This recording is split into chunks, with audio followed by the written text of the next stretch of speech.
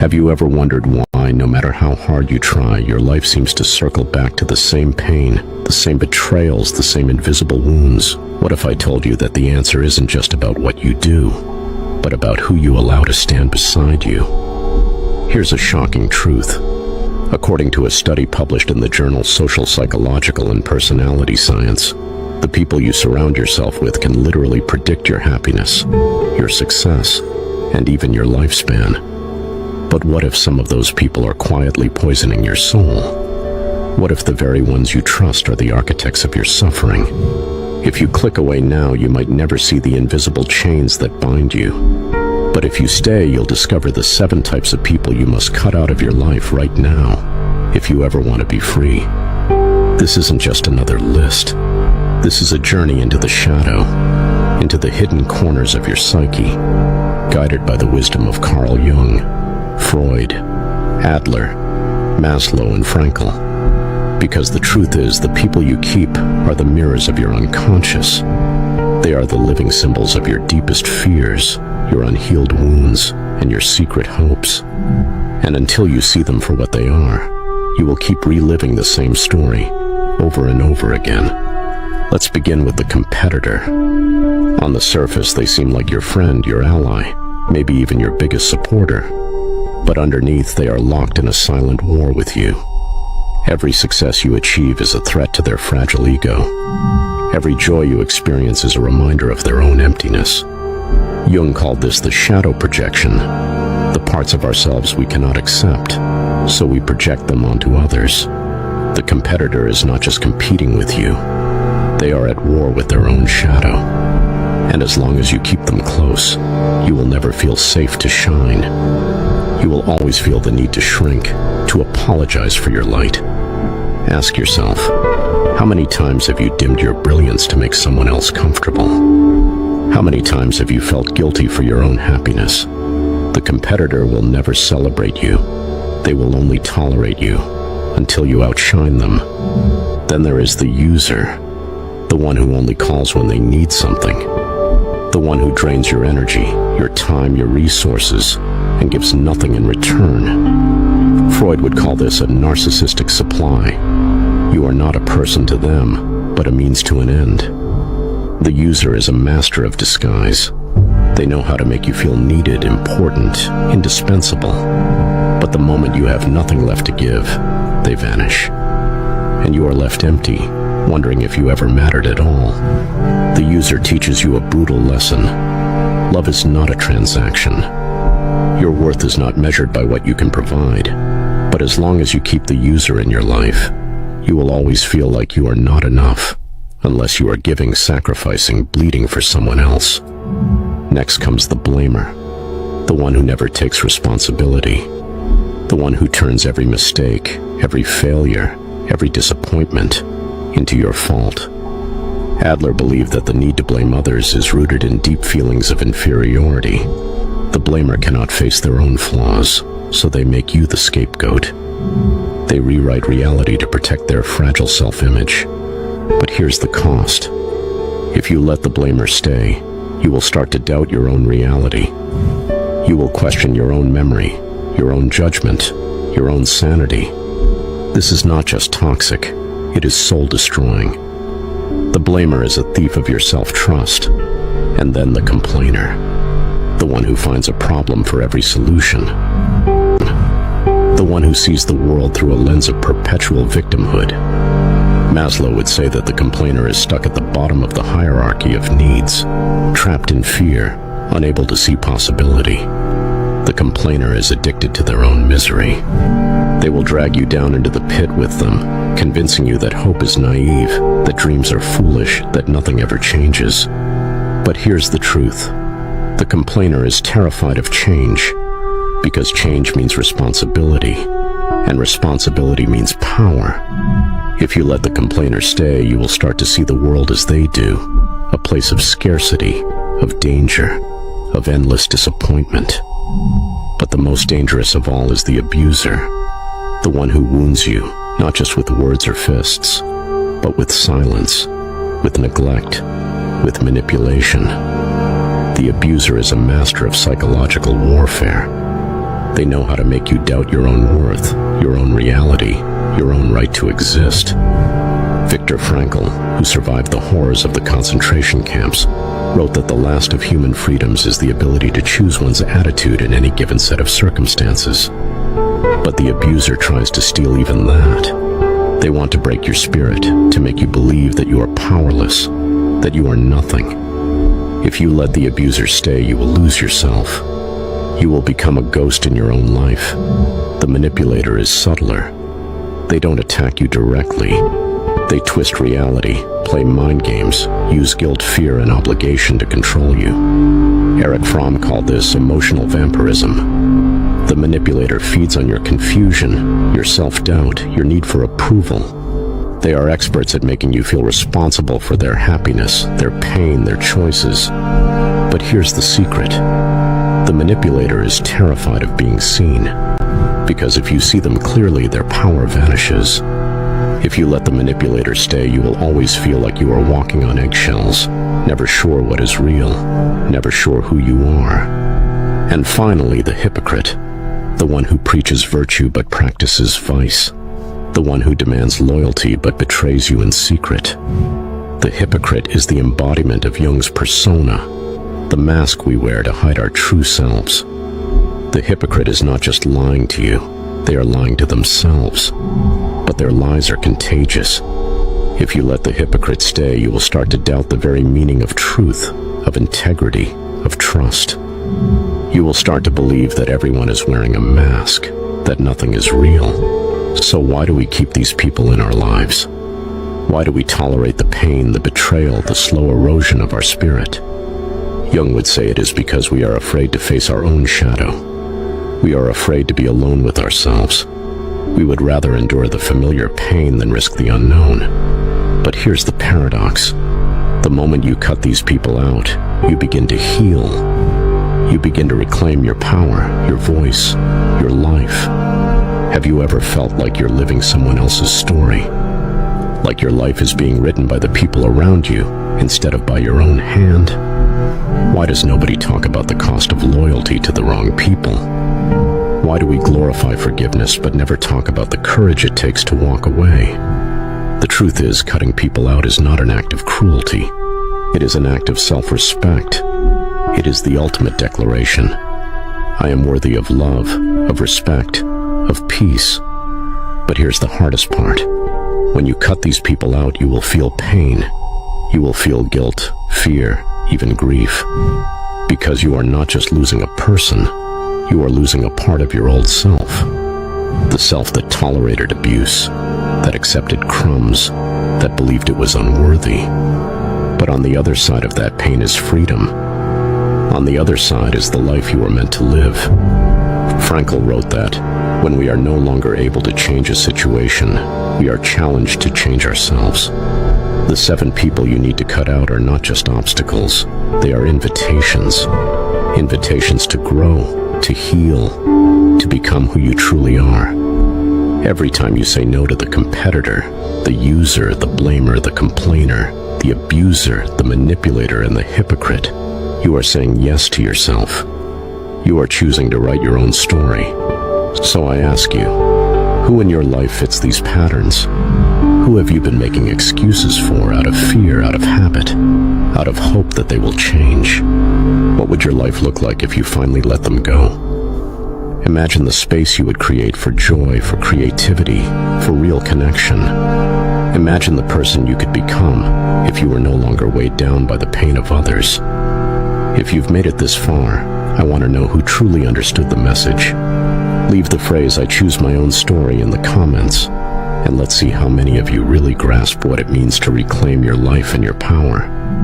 If this video made you question something, if it made you see things from a different angle, like and subscribe, because this is just the beginning. I'll see you in the next video. And remember, the people you walk with shape the path you walk. Choose wisely, for your soul is at stake. What if I told you that the most dangerous war you'll ever fight is happening right now? Not in the world, not between nations, not between people, but within your own mind. What if I said that enemy soldiers live quietly as your thoughts?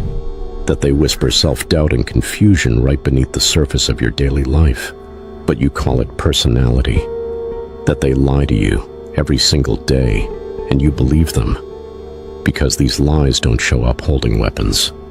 They show up wrapped in memory, emotion, shame, and habit. These are the mind traps, invisible prisons, psychological mirages, cognitive distortions. Whatever name you give them, one truth remains. They distort your reality and trick you into thinking that your pain is your nature, but it's not. And if you don't learn to see these traps for what they are, you won't just suffer. You'll suffer silently. You'll sabotage love, purpose, healing, the things you're craving, and then you'll blame yourself for not being strong enough to be happy. But stay with me through this entire video and something in you will break, something that was always supposed to. These are the 14 poisonous thought patterns every human falls into, and the beginning of how to climb out. Let me ask you this. Have you ever woken up with a heavy chest and no clear reason why? Have you ever received 5 compliments and 1 subtle critique, and somehow the critique became gospel? Have you ever convinced yourself that you're unlovable because one person walked away? These aren't random thoughts. These are echoes of internal scripts laced with distorted logic. They sound like you because they live inside you, but make no mistake, these distortions don't reveal the truth about the world. They reveal something more vulnerable, the way your past has shaped how you survive the world. Legendary psychologist Aaron Beck, father of cognitive therapy, alongside David Burns and others, once mapped these out, and today we're peeling them back layer by layer. There's a trap in your mind that says unless you're perfect, you're nothing. All or nothing thinking, the black and white lens that makes you either a success or a failure, an angel or a villain, perfect or pathetic. It's not just a cliche, it's a shield, because somewhere deep in you, there's a voice that can't make peace with imperfection. Carl Jung would call this shadow inflation. You disown the middle truths of who you are and split your identity into extremes, exalting one and exiling the other. And the exile doesn't disappear, it festers. So you force yourself into unrealistic ideals, and every time you fall short, and you always will, the self-hatred deepens. But here's the truth. Your humanity isn't found in being either or. It's found in the beautifully broken and honest space of both and. You're both a work in progress and complete as you are. You're both strong and hurting. You're both deeply flawed and fundamentally worthy. Then there's overgeneralization, the trap that takes one moment and lets it define the rest. You get rejected, and now I always ruin things. You didn't make it once, now I'll never succeed. But this isn't logic. It's trauma whispering through memory. Alfred Adler believed that early experiences shape core beliefs, an unchallenged inner rulebook we carry into adulthood. That one time you felt small becomes I am small. That one failure becomes I am failure. And every new experience is filtered through that emotional lens until you lose the ability to see today for what it really is. Overgeneralization doesn't predict the future. It just repeats the past until your soul packs up and says, there's no point. And once you rely on distortion to interpret the world, you start missing what matters most. Enter mental filtering, the silent thief of joy. The part of you that stares straight into a room full of love and only sees the one cold shoulder. 10 small wins? Irrelevant. One mistake? That's your identity. It's like your mind walks through a blooming field and only picks out the weeds. Erich Fromm would call this a symptom of a person disconnected from being and enslaved to having. You don't see reality. You see what your fear is hungry to notice. Your mind becomes a suspicion machine, constantly scanning for what's wrong, never resting in what's right. But joy and fulfillment are not found in perfection. They begin when you notice what's already good, even when it's not enough. And then just when something good actually does happen, the next distortion steps in to ruin it. You disqualify the positive. They only said that because they feel bad for me. Sure, I succeeded, but it was just luck. You diminish your light because deep down you don't feel entitled to shine. Maybe you were taught to earn love through pain, hard work, sacrifice. So when love or success arrives freely, you assume it must be fake. Freud might say your superego is punishing you for stepping outside the comfort zone of suffering. But no, my friend, you don't have to justify your joy. You're allowed to feel proud, allowed to keep the compliment. You're not an imposter. You're a soul starved of validation, finally being fed. Another voice arrives. This time it knows how to sound like certainty. You start predicting the worst, fortune-telling. Or even worse, you think you can read minds. She didn't say hi. She must think I'm ugly. This interview is going to be a disaster. I just know it. Viktor Frankl, survivor of Auschwitz and soul whisperer of suffering, taught us the power of the space between stimulus and response. That space is choice. But when you jump to conclusions, you collapse that space. You skip curiosity and jump into condemnation. You don't question fear, you obey it. But here's what no one tells you. Your assumptions are usually just your trauma rehearsing itself. Stay with the discomfort long enough to ask, what else could this mean? And you'll discover the future isn't written in your fear unless you let it be. The mind loves to dramatize. So of course it magnifies the things that hurt and minimizes the things that heal. A single awkward conversation becomes proof you're unacceptable. A life milestone you worked years for? Just not a big deal. This distortion is anxiety's oldest tool. Keep you so focused on the disaster that you forget the dignity of your own achievement. It's also a form of self-sabotage. Perkins once said we minimize our triumphs not because they're small, but because they're sacred. We don't know how to live life that doesn't revolve around suffering. But suffering isn't a job, it's a chapter. And if every little wound becomes a tragedy, you're not healing, you're rehearsing victimhood. Speaking of rehearsals, your emotions perform 1,000 shows a day. And sometimes emotional reasoning convinces you that just because you feel something, it must be true. I feel unwanted, so I must be unwanted. I feel lost, so life must be meaningless. But emotions are not facts. They are temporary sensations colored by age-old beliefs and unprocessed wounds. Carl Jung said that emotions are the language of the unconscious. They point to something, but they are not conclusions. Learn to hold your feelings like you would hold a crying child, not as gospel, but as guidance. And in doing that, you return your mind to its throne. Then we come to should statements, the tyranny of the internal taskmaster. I should be further by now. I should never feel this way. I should be happy. These invisible demands create constant guilt, and guilt drains energy from healing. Maslow warned us about this urge to live according to other people's values.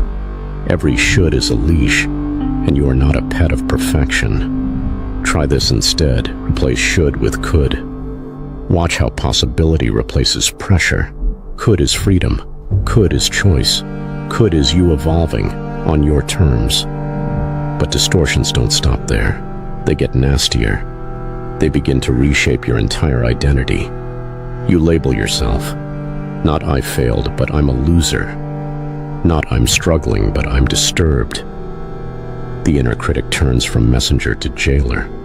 Jung believed that the ego fears the unknown more than it fears suffering, so it latches on to labels for control. But labels become cages. The moment you assign yourself a name based on pain, you kill off the version of you that could have grown from it. You're not your worst moment. You're not even your best. You are the space between and beyond all of it. Still with me? Then feel this one. Personalization. Someone's angry. Must be your fault. Partner's sad. It's because of you. Someone leaves. I wasn't lovable enough. This isn't empathy. It's distortion. Adler told us many suffer because they confuse their sphere of influence with their sphere of responsibility. You are not responsible for how others feel. You're only responsible for how you show up. Carrying everyone's burdens doesn't make you noble. It burns you out and keeps them from growing.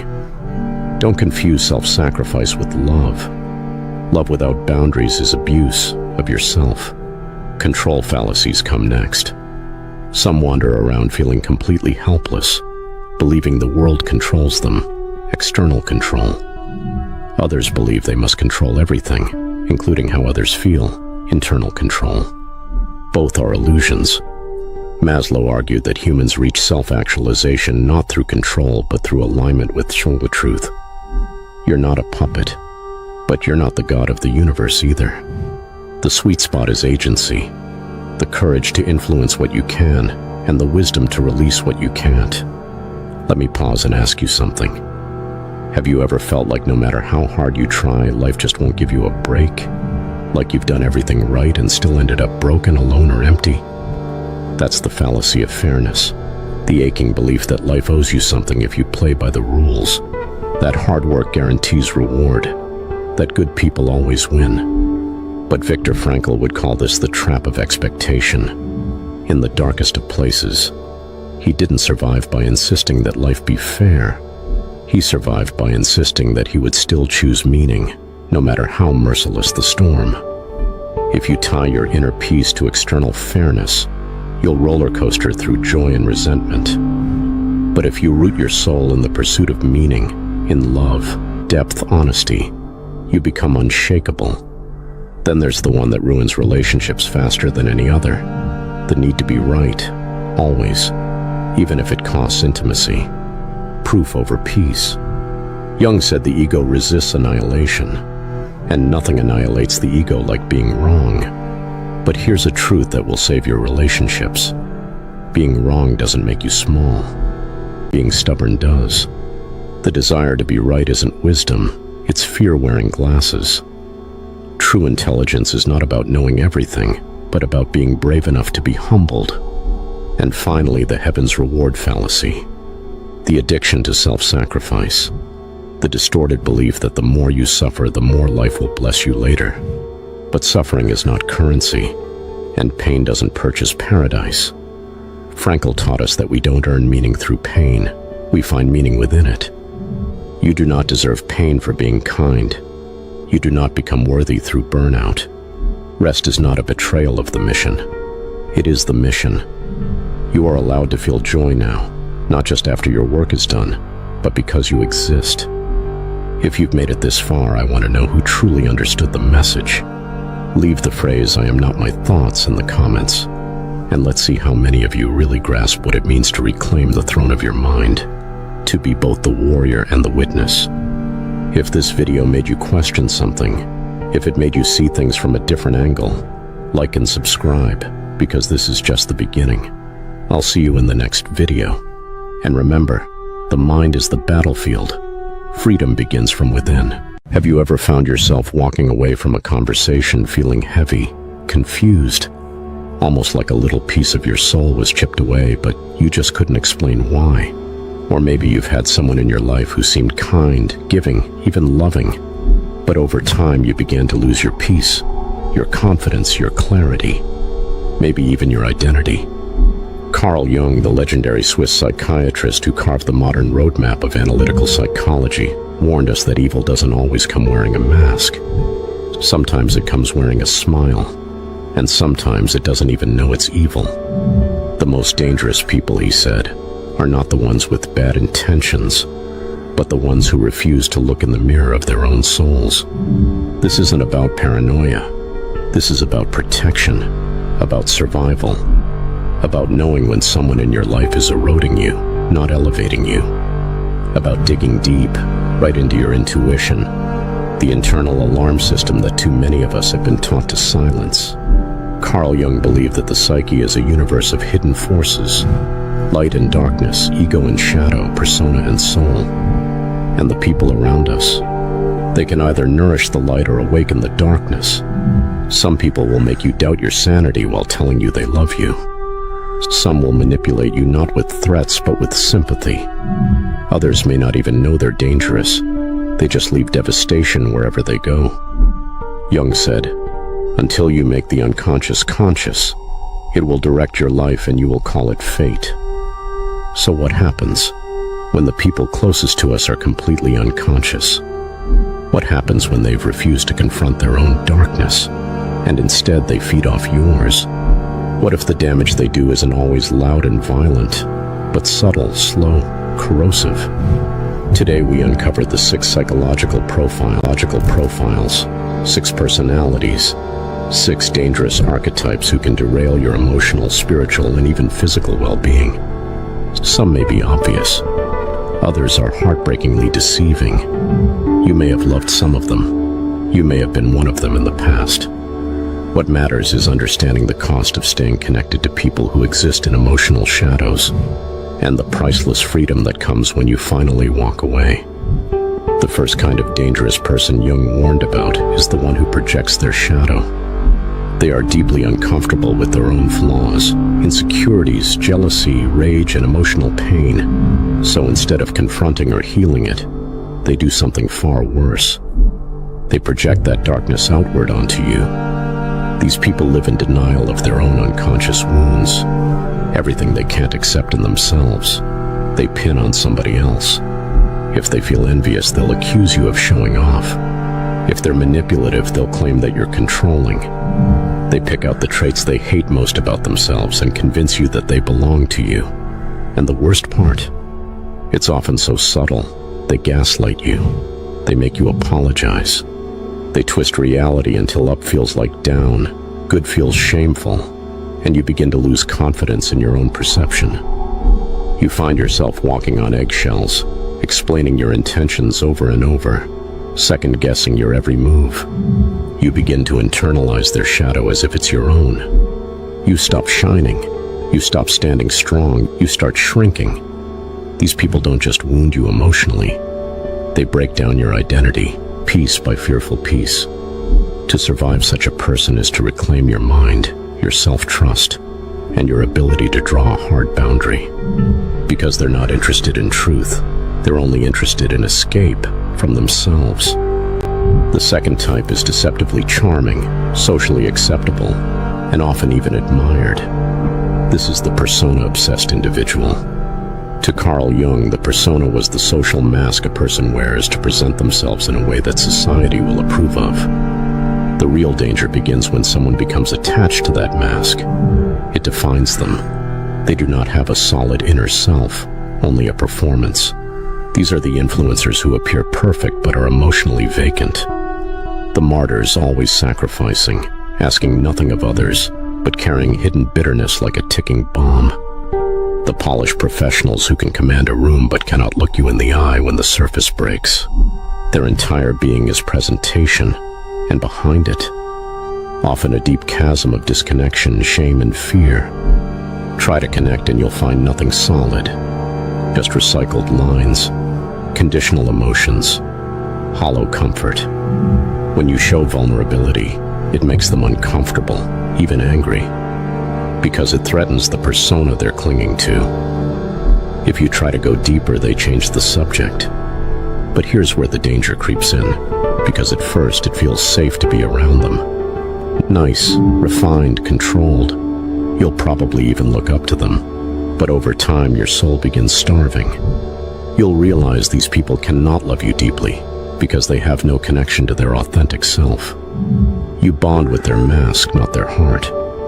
And if you're a deep person, this dynamic will leave you feeling emptied, disoriented, like you're screaming into a canyon and hearing nothing back. You start questioning whether you're too sensitive.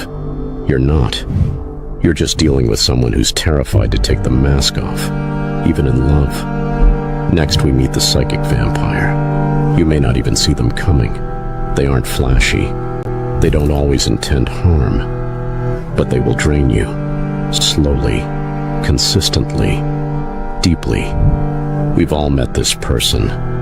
Maybe it's the friend who always has a problem, always. And somehow every conversation becomes about them. They pull your attention, your empathy, your energy, until you're completely exhausted and they feel so satisfied. Or maybe it's that quiet person who constantly plays the victim. They speak in sighs, in emotional hints, forcing you to pry and care and overextend. They never ask directly, but their presence demands your emotional service. Sometimes the psychic vampire is flamboyant, dramatic, confrontational, always angry, always fighting imaginary villains, and you're swept up in their chaos.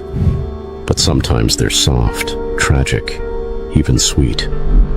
In both cases, the result is the same.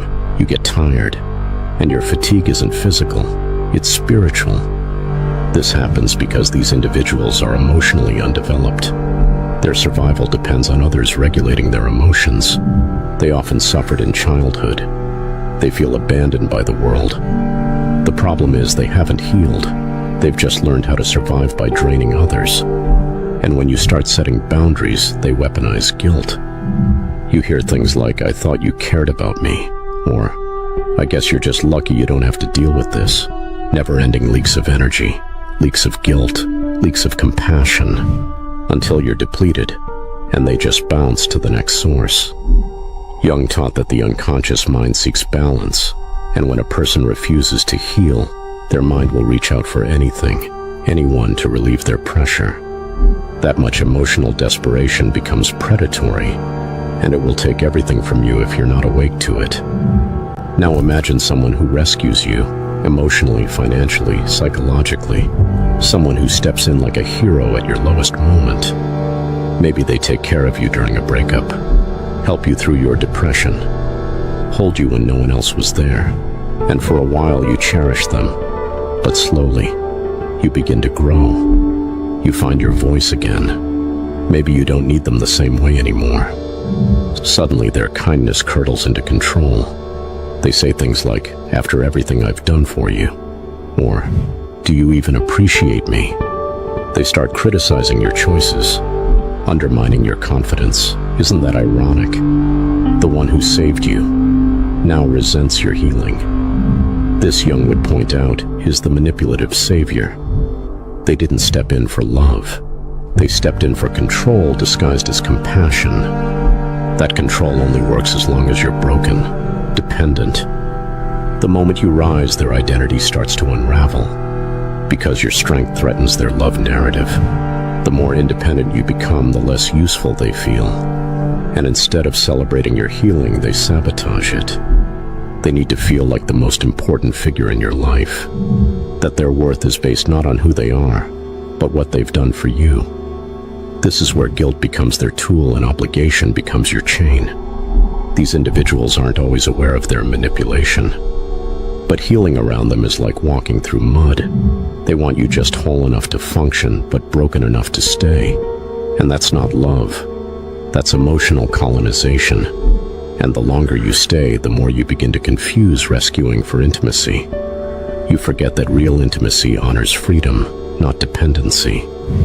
Then there is a type that has devastated families, broken nations, and hijacked entire generations.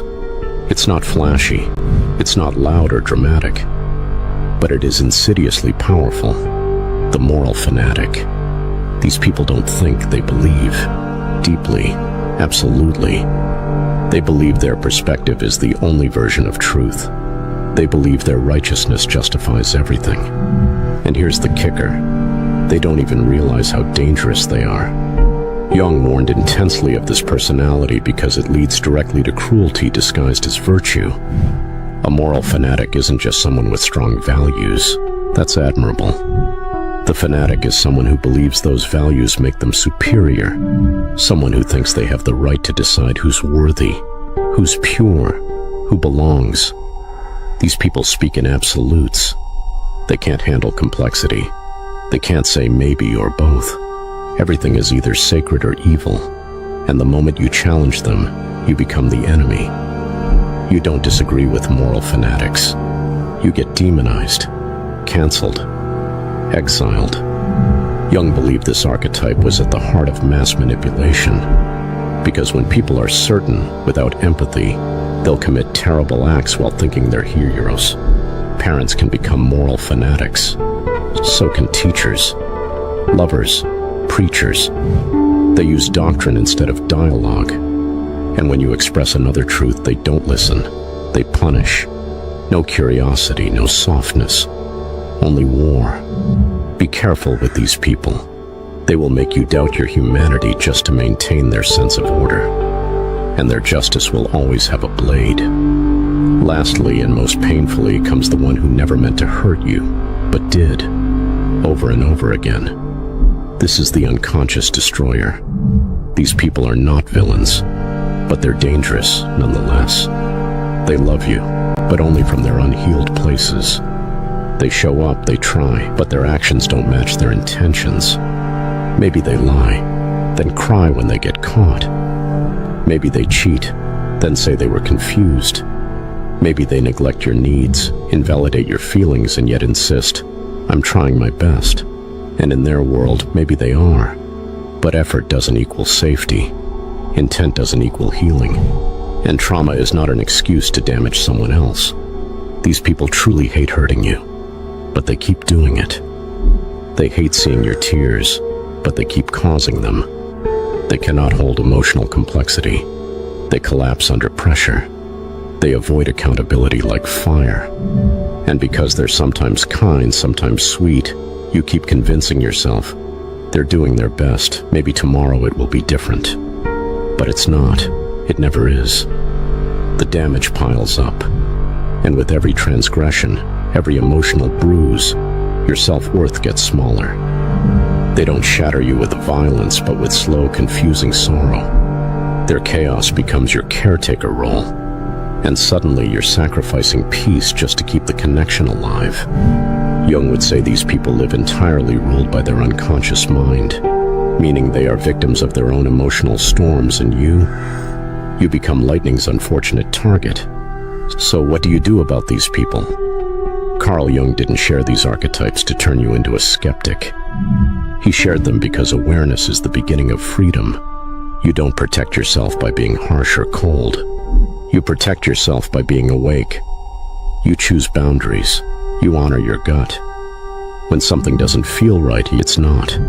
When someone keeps hurting you while claiming to care, they don't.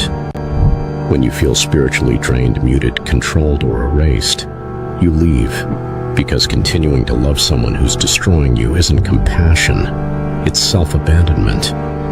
You've been taught to feel guilty for protecting yourself. That ends today. We all carry shadows. We all wear masks. We've all projected our pain or overstepped a boundary in moments of immaturity. The difference: conscious people grow. Dangerous people resist. The ones you need to avoid are not those who've been broken, but those who refuse to become whole. And now you see clearly.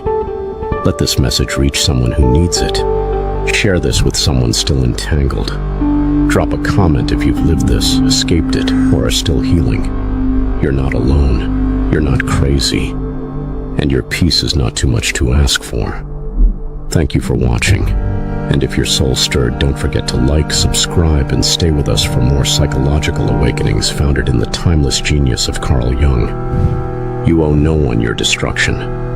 Choose peace, choose truth, and protect your light. Because the world doesn't just wound through violence, it wounds through silence, performance, and shadow. But the moment you see it is the moment you begin to reclaim yourself. So now tell me, are you ready to stop surviving other people's damage and start protecting your own peace? If you've made it this far, I want to know who truly understood the message.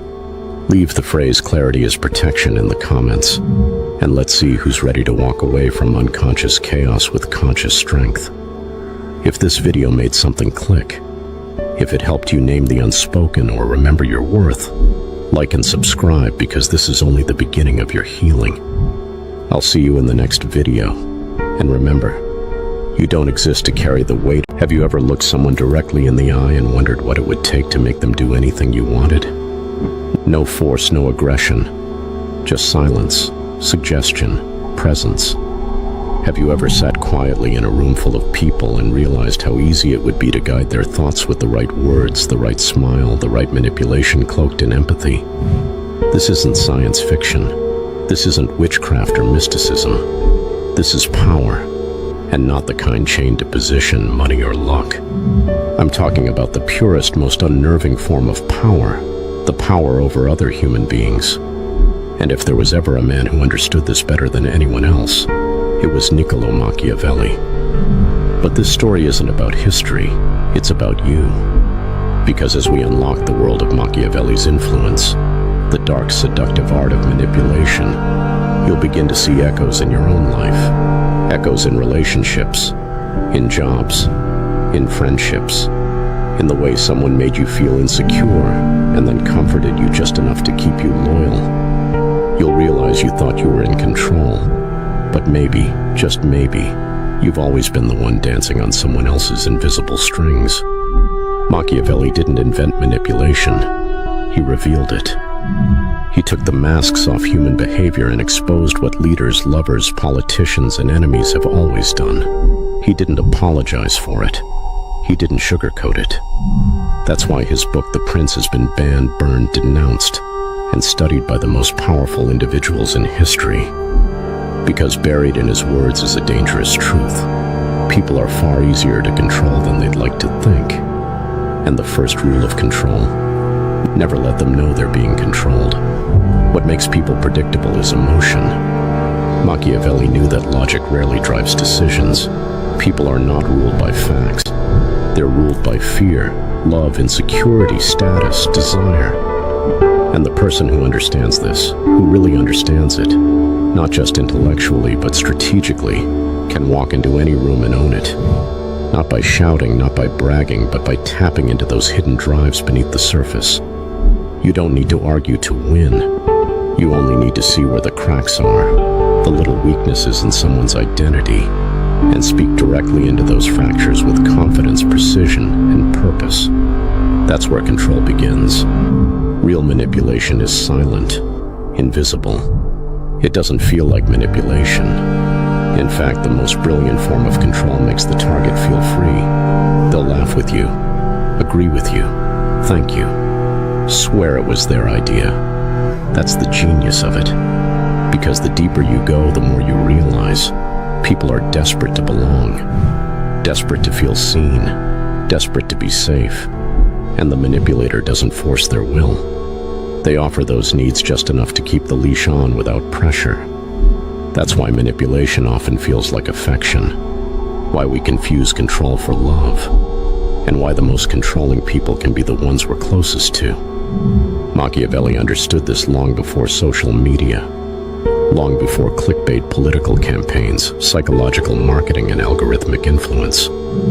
He saw clearly centuries ago that humans crave reassurance more than truth, that if you can offer people clarity in the fog, even if it's a lie, they'll follow you into the darkness, relieved that someone finally seems certain. People don't want leaders. They want saviors. They want someone to tell them who the enemy is, who they should be, and why everything is going to be okay. You don't have to be right. You just have to be convincing. And here's the cold truth Machiavelli laid bare. It is better to be feared than loved if one cannot be both. Sounds cruel, doesn't it? But if you're honest with yourself, deep down you already know it's true. Love is fragile. Love fades. Love forgives. But fear sticks. Fear controls. Fear makes people second-guess rebellion, stutter before betrayal, hesitate before they leave you. If you want loyalty without conditions, Machiavelli says harness fear, not rage, not abuse, but respect so sharp it cuts the thought of disobedience at the root. Still, fear alone isn't enough. The most effective control is built on a foundation of admiration and subtle intimidation. You must seem fair, but a little dangerous, gentle, but capable of cruelty. People follow those they cannot fully predict. If you're too nice, you'll be used. If you're too cruel, you'll be overthrown. But if you walk the edge, if they don't know which version of you they'll get, they remain on guard. And that's exactly where you want them. Unbalanced, cautious, dependent. The manipulator never shows all their cards. They compliment others, but never excessively. They express emotion only when it serves a purpose. Every move is calculated, every silence is loaded. You're not reacting, you're orchestrating. When someone insults you publicly, you don't argue. You laugh, you dismiss, you maintain mystery. Because in the game of control, certainty is a weakness. The moment people can predict your response, you've already given them power. So how do you begin wielding Machiavellian influence in real life? You start small. Master presence. Presence is the invisible field around you that makes people self-conscious the moment you're near. It's body language, voice tone, eye contact, silence. Speak less.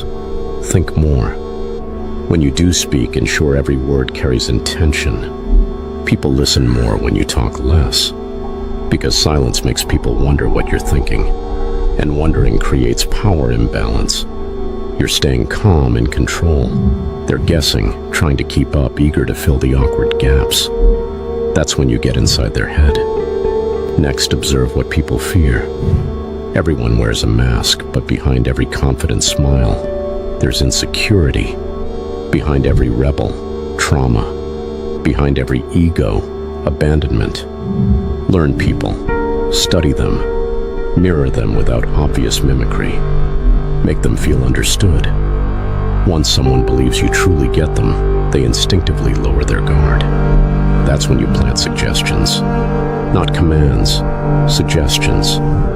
Phrases like, "You probably already thought of this," or "This might be crazy, but..."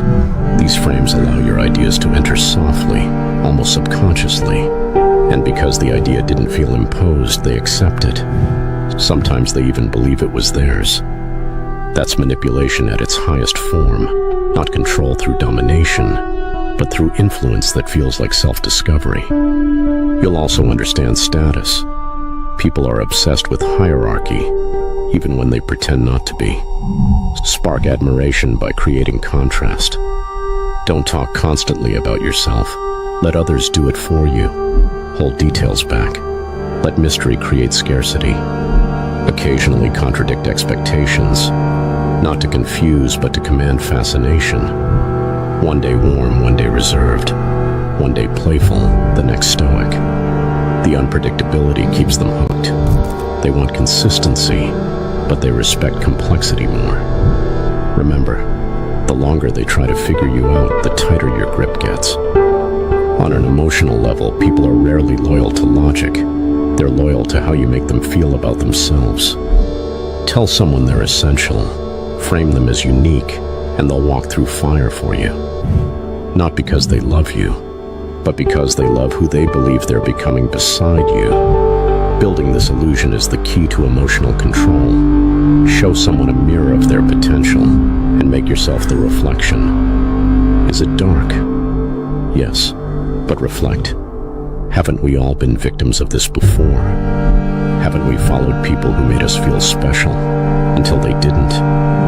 Haven't we stayed in friendships or relationships where we only felt powerful through association? We romanticize control when it's dressed as security. That's why some of the most brilliant manipulators are adored, not feared. You think they're lifting you up until they disappear and you're left empty, wondering why you feel like you're missing something you never truly had. There's a reason Machiavelli's name became synonymous with cunning. But was he evil? Or was he simply honest about human nature? It's easy to demonize manipulation, but ask yourself, are you really free from it? When you're negotiating a raise, flirting at a bar, calming down an angry friend, even parenting a child, aren't you subtly shaping behavior? Strategically choosing words, masking tone, bending truth. So where do we draw the line? The truth is, the line isn't clear, because the difference between influence and manipulation is often just intent. Are you guiding others to help them or to control them? Are you inspiring it or rewriting their identity to fit your needs? Machiavelli never cared. He simply said, "This is how people are. Morality comes second to survival. If you want to be liked, speak to the ego. If you want to be trusted, show humility, but never too much. And if you want to be followed, promise safety, but always remain just out of reach." That's the formula. Don't chase. Retreat occasionally to create longing. Don't explain more than necessary. Mystery makes people lean in. Don't dominate, guide, and don't beg for loyalty. Make them feel disloyal by even considering leaving you. All this leads to the most haunting conclusion of all. The most powerful control doesn't look like control at all. It looks like love. It looks like admiration. It looks like freedom. But secretly, it strips the other person of their ability to think without you. And when you reach that level of influence, there's only one question to ask yourself. Do you really want this? Because to control others, you must also disconnect from part of your humanity. You cannot need what they need. You must rise above emotion to observe it clinically. That's the weight Machiavelli never tells you about. The existential risk. Because once you learn to pull strings, it's hard to stop. People become puzzles. Situations become games. And worst of all, you lose the ability to believe others aren't doing the same to you. So now, the moment of truth. Have you been manipulated? Or have you been the manipulator all along? Are you the ruler of your world or just another subject in someone else's? If this made your chest tighten, maybe that's the truth waking up inside you. You see, Machiavelli didn't write The Prince to create monsters. He wrote it so that you could see them, understand them, recognize them, and maybe become a little smarter in the process. But now that you have this knowledge, what will you do with it? Will you put it down, afraid of what it turns you into? Or will you sharpen it and quietly begin to rule? Are you in control? Or is that just what someone wants you to believe? Because in the end, it's not about who speaks the loudest or who craves attention the most. It's about who understands the game being played in silence. Power isn't always loud.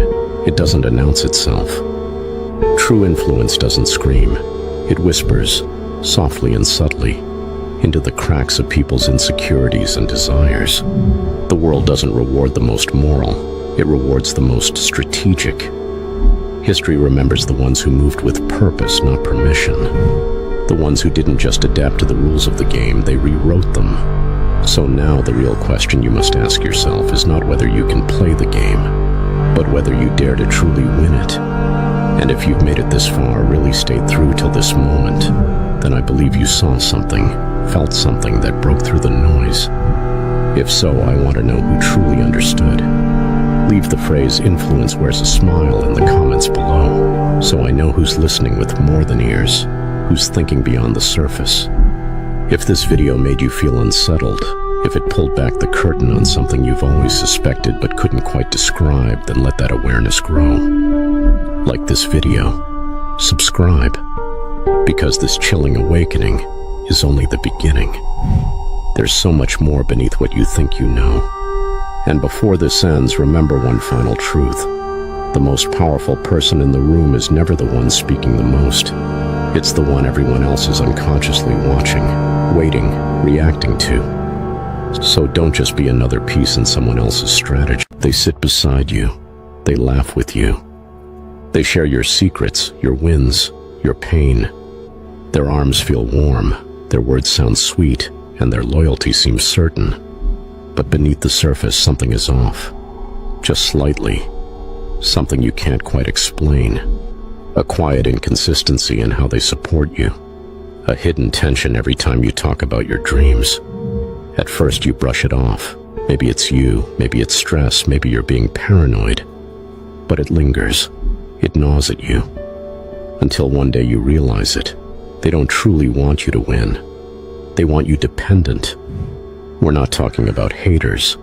We're not talking about random toxic people from the outside. This is more dangerous than that. This is someone who has learned how to act like your friend, while secretly operating as your opponent. This is about that twisted dynamic hiding in thousands of relationships all over the world, the frenemy. And if you don't spot them early, they will dismantle your confidence, fracture your self-image, and poison your mind, all while never lifting a blade, because they don't need to cut you. They only need to nudge you, leave you second-guessing, create just enough doubt that your own fear does the rest. Now that's real power. That's real strategy. That is pure Machiavelli. The most dangerous enemies are not the ones who declare war. It's the ones who camouflage it as care. People who don't just want to see you fail. They want to stand close enough to watch it happen, so they can call it love while they smile at your fall. This is real social warfare. It's not fought with weapons. It's psychological, strategic, calculated, A slow erosion of your spirit disguised as a relationship. But you don't see the cracks because it all lives in the unspoken moments. The passive jabs, the backhanded praise, the empty silences when you need support. And by the time you finally trust your gut, the damage is already done. Let's not fool ourselves. Machiavelli understood this darkness intimately. He wasn't just a philosopher, he was a realist. He saw people not as what they pretended to be, but as what they were when no one was watching. Friends are great for stability, but Machiavelli warned about something far more potent. Friends who threaten your emotional power. Friends who know your inner world and use it against you. Frenemies who smile while they starve you of real support, of real protection. So how do you know? How do you decode their subtle warfare before it's too late? It starts with the emotions they trigger, the discomfort you can't place, the exhaustion that follows their presence, the invisible weight every time you tell them good news. You want them to be excited for you. You hope they'll be proud, but instead, it feels like they're tolerating your success, waiting for you to mess up. And then, they pretend to be your rescue. It's sick, but it's real. These are the insidious signs you're dealing with a frenemy. They only show up when you're losing. They're there when life punches you in the gut. They send messages when you're crying. Call you when you've just been dumped. Comment on your sadness like it's a shared ritual. You'll get through this, they say. I'm always here. But fast forward to the good moments, the promotion, the engagement, the career breakthrough, and suddenly they're busy. They ghost. The congratulations feel forced, artificial, delayed, and generic. It's not that they forgot. It's that your rise threatens their own comfort. When you're broken, they feel useful, even superior. Your discomfort reassures them that they're not falling behind. Your darkness makes them feel a little brighter. It's perverse but undeniable. The emotional predator wrapped in the costume of a caretaker. In private, they'll say, "You're going to be huge. You're amazing." But strangely, they never seem to share your wins with others. You write a book? No post about it. Get featured in an article? They're silent. Get a life-changing opportunity? Nothing. They minimize your light around others because deep down they don't want people to see you shine. Because you shining makes them feel like a shadow. They won't admit it. They may not even fully realize it, but emotionally, they need you small. They need you digestible. They need to keep you inside a version of yourself that makes them comfortable. And when you evolve, when success sharpens your voice or expands your presence, they redefine you as arrogant, attention-seeking, too much. It's not that you've changed. It's that your growth has exposed their stagnancy. Frenemies are notorious for copying your style, your slang, even your mannerisms. At first it flatters you. You laugh it off. We're so alike, you say. But it gets darker. Because soon after they start imitating, they mock. Suddenly the traits they borrowed are twisted into insults. You take fashion risks. You're always trying too hard. You work hard in silence. You're so dramatic. Nobody's watching. The same things they once admired become weapons. That's not coincidence. That's resentment. They don't just want to be like you. They want to replace you. But when they see they can't, they use shame to shrink your uniqueness so no one else notices what makes you special. Ever hear a friend say, "I'm just being honest"?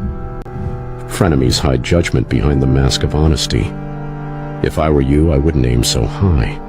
You know people might judge you. Or, you should tone it down a little, it makes people uncomfortable. These aren't suggestions. They're psychological chains.